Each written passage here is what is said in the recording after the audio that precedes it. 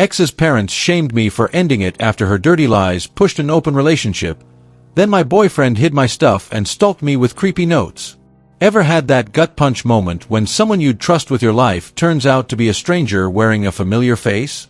That's where I landed a month ago, staring at my phone, heart thudding like a jackhammer, while Sarah, my girlfriend of 4 years, casually unraveled everything I thought we were. I'm Jake, 26, and she's 27, been thick as thieves since we were 11, back when life was scraped knees and summer swims. Our families intertwined like old roots. Her mom, Lisa, coached me through competitive swimming, barking orders poolside while I flailed toward medals. Our friend groups bled into each other, a messy web of barbecues and birthdays. We'd built something good, solid. 4 years of late-night talks, shared leases, her laughing at my terrible cooking. Sure, she'd started tossing out more sexual jokes lately. Crude cracks about our buddies, threesome quips, stuff that made me raise an eyebrow but not my guard. I'd play along, grin, toss back, "You're more than enough for me," or "I don't share, call me old school." Never took it serious. Why would I? It was just Sarah being Sarah, sharp-tongued and fearless, the girl who'd seen me through hell and still stuck around. Until that night, a month back, when she ripped the floor out from under me. We were winding down. Me scrolling Reddit, her peeling off the day's clothes, getting ready for bed. The apartment's mine, a cozy one-bedroom we'd made ours over time, her books piled on my shelves, my gym gear shoved in her closet. She broke the quiet, voice too casual, like she was asking about dinner. "If I asked to open our relationship, would you?" My thumb froze mid-scroll. It wasn't the words, it was the way they landed, heavy, deliberate, like a stone dropped in still water. Every joke she'd made the last few months slammed into focus. Her giggling about hooking up with Mike from our crew, the what-if threesome cracks, all those times I'd brushed it off with a laugh. She'd been testing me, poking at my edges, seeing how far I'd bend. I felt my chest hollow out, like I'd stepped outside myself, watching this play out from above. She must have clocked my face, pale, eyes wide, because she softened. "You okay?" I didn't answer, just said, "Repeat that." She faltered. I didn't say anything, backpedaling fast, but I pushed, voice flat. "Say it again." She did, hesitant, and that's when I grabbed my phone, hit record on voice notes, set it face down. Wanted proof, something to hold on to when she'd inevitably twist it later. We talked, or I prodded, she danced around it, for over an hour and a half. Listening back, it's like eavesdropping on strangers. I kept calm, needling gently. "What do you mean, open it?" She trickled out the truth. Hadn't cheated, she swore, no one specific in mind, just fantasies spinning about mutual friends, co-workers, folks she figured would say yes if she asked. She got defensive. "It's just a thought, Jake, relax," while I plated her with "I don't get it" and "Why now?" to keep her talking. She'd say one thing, then dodge, contradict herself. Classic Sarah, making me question my own ears. I didn't yell, didn't have it in me. But I knew it from the way she couldn't meet my eyes, that this wasn't some hypothetical. It was her towing a line I'd drawn years ago, one she understood better than anyone. See, I'd been through this before. High school, last year, a teaching assistant who'd framed his grooming as an open thing, pimped me out, beat me when I finally said no. Arrested now, registered, but it left scars, trust issues, panic at anything smelling like that setup. Sarah knew, held my hand through the fallout, promised she'd never push me there. Yet here she was, prodding that wound like it was nothing. By the end, I suggested a break. "Take a few nights, crash with a friend," I said, voice steady but insides churning. She nodded, packed a bag, left for the weekend. I stewed, replayed the recording, her voice looping in my skull, every "it's not a big deal" a dagger. Called my sisters, spilled it all. Jess, 29, said, "She's testing you, bro, dump her." Kate, 32, went, "You deserve better than that." A couple buddies weighed in. "She's wild, man, but that's too far." Monday, I decided, we're done. Told Sarah to start looking for a place. She didn't argue much, just looked tired, sad maybe. By week's end, her stuff, clothes, books, that chipped mug she loved, was gone, hauled to her parents. I thought that was it. Clean break. Messy heart, but over. Then 2 days ago, Lisa messaged me on WhatsApp, "Jake, I'm disappointed in how you handled this, wished you'd worked it out." Before I could reply, she added me to a group chat with Paul, her husband, Sarah's stepdad. They piled on, Paul with, "You're making a mistake, son, thought you were more mature," Lisa echoing, "This is just so disappointing." I dug. They said Sarah told them we split because she wanted the next step. I freaked, kicked her out after a fight. A half-truth so warped it lit me up. I was pissed, heat of the moment mad. Typed back, "I've got a recording of what next step meant. Want it?" Tried emailing the audio, too big, so I uploaded it to Drive, shared the link. Grabbed screenshots too, texts where she joked about banging our pal Tom, threesomes with Jess's friend, some office lady she worked with, sent those too. "Here's your proof," I wrote, hands shaking. 2 days, nothing back. Silence from Lisa, Paul, Sarah, who'd blocked me a week prior. Now I'm pacing, guilt creeping in. Did I out her? She's bi like me. Her folks are chill with it, always have been, but those fantasies, that poly nudge, was it my place to blast? I'm not proud of recording, legal here, no laws against it, but shady as hell. Meant it for me, not them. Thought it'd feel good, proving I wasn't the bad guy, but it's hollow. Checked socials, no fallout yet, friends say it's quiet. Can't reach Sarah. Should I warn her, apologize, or let it lie? Something's simmering, and I'm not sure I'm ready for the boil over. Ever look back at a split-second choice and wonder how you let it spiral so far out of control? That's me, Jake, 26, sitting on my couch 2 days after I fired off that recording and those screenshots to Sarah's parents, Lisa and Paul, trying to prove I wasn't the villain in our breakup. Sarah, 27, my ex of 4 years, my best friend since we were kids, had pushed to open our relationship, a line I'd told her I'd never cross, not after what I'd been through. She knew my scars, high school, a teaching assistant who'd twisted open into abuse, pimped me out, left me bruised when I fought back. She'd been my rock then, piecing me together when I couldn't stand myself. Yet there she was, a month ago, asking that question, would you open it? Like it didn't carry all that weight. I'd recorded her, caught her trickle truth about fantasies with friends, co-workers, her dodging and defending while I stayed calm, prying for clarity. Sent her packing to her parents after a weekend break turned permanent. Thought that was the end, until Lisa's "I'm disappointed" message hit, Paul chiming in with "You're immature," spinning Sarah's vague lie that I'd freaked over the next step. Rage took over. I sent the proof, audio and texts, to shut them up. Now, 2 days of silence, and I'm drowning in the aftermath, wondering if I just torched more than I meant to. The quiet's deafening. No reply from Lisa or Paul. Nothing on WhatsApp, no calls, just a void where their judgment used to be. Sarah blocked me a week ago, before this blew up, so I can't even gauge her reaction. Did they tell her? I'm pacing my apartment, the same one we'd shared, her absence still loud in the empty corners, her books gone from the shelf, her mug missing from the sink.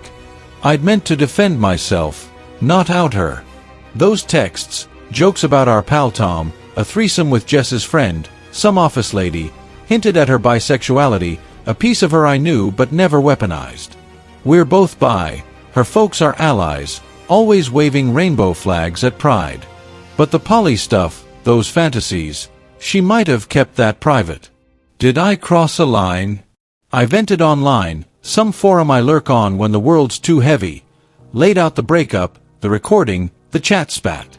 Comments rolled in fast, half calling me a creep for recording, half cheering me for standing firm.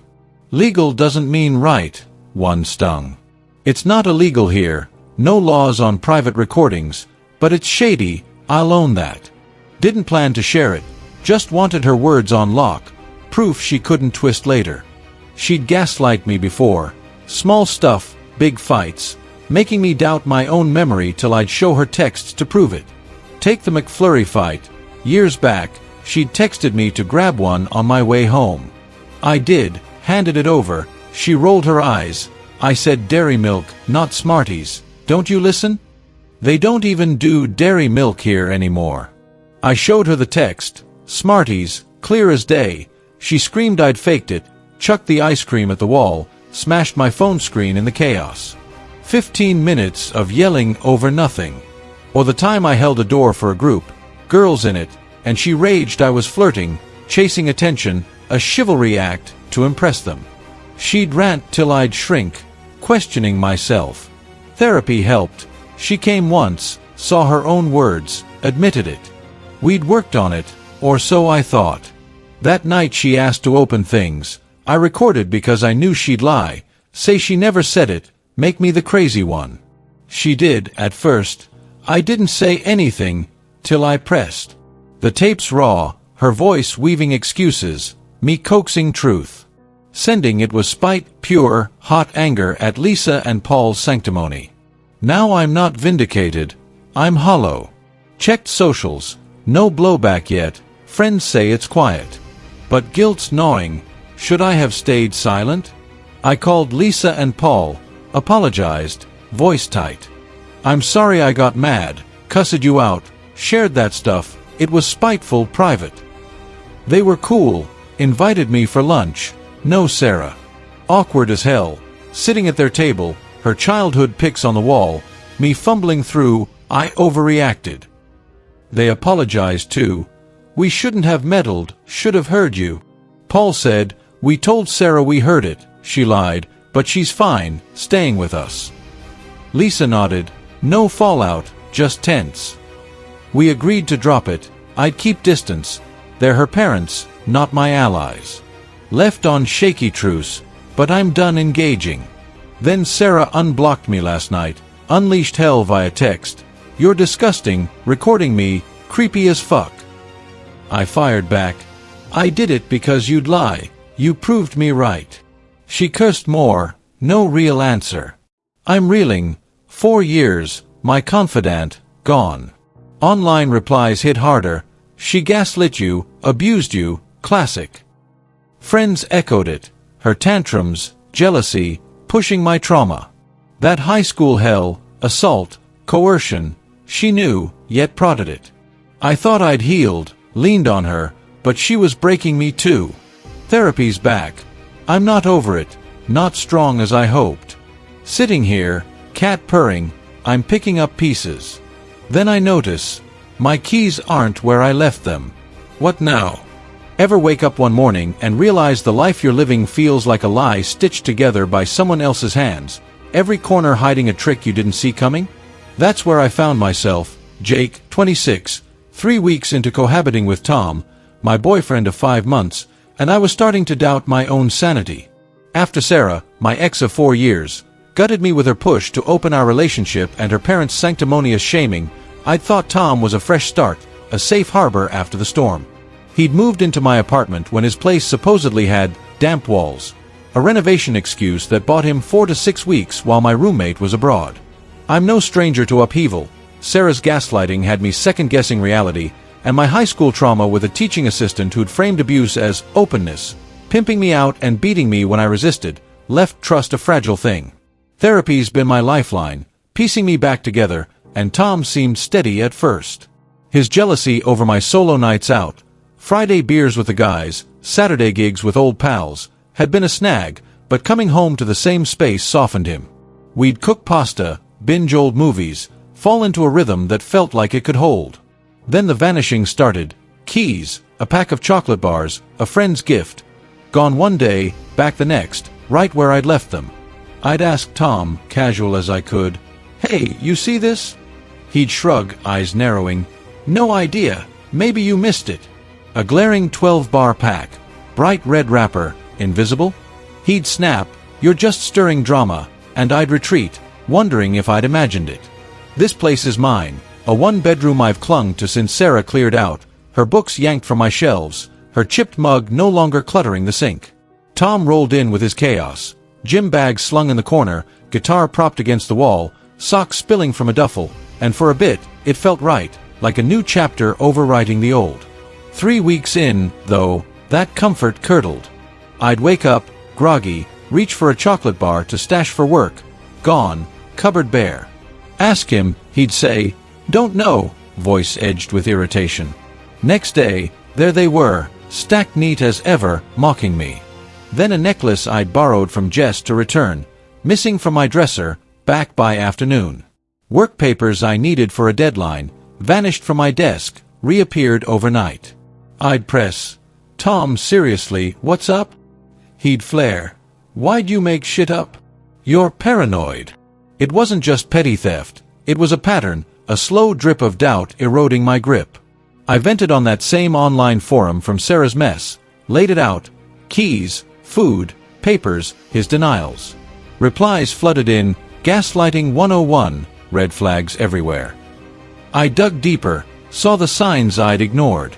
Tom rushed us, flowers on day 3, I love you by week 2 when I couldn't say it back, raging if I didn't match his tempo.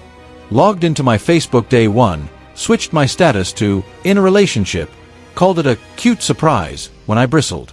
Jealous fits when I'd hit the bar solo, guilting me into canceling plans, standing me up when I caved. I'd brushed it off, overzealous love, not malice. But the missing stuff, all linked to me stepping out, gifts for friends, my parents' spare key, papers for a semester abroad he'd screamed about, "You're leaving me!" I ordered a nanny cam, hands shaky, stomach in knots. Delivery took 4 agonizing days. Day 1, I knew I was done. Couldn't breathe with him there. Set up a lie, my roommate's cutting her trip short, back in a week, you've gotta move. He exploded, "That's fucking ridiculous."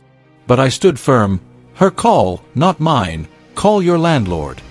He claimed renovations sped up, could move back by weekend. I doubted the damp walls ever existed. Another yarn spun to slide into my life. He grinned, "Move in with me, it's working, you hate your roommate." Never said that, I lied. "Sure, June," stalling him cold. Cam came, I hid it while he was at the gym, planted a work letter on my desk. Big, official envelope, impossible to miss. Hours later, gone. Next day, back. Footage showed him, calm, deliberate, snagging it, stashing it in his bag, slipping it back later like nothing. My pulse hammered, not shock, just dread. Didn't confront him. Sarah's tantrums flashed, her smashed phone, and Tom's anger felt darker, heavier. Online tip. Watch Gaslight. Did it his last night, me babbling, so over the top, he's insane. Him mute, shifting in his seat. Sunday he hauled out. Brother got locks changed fast.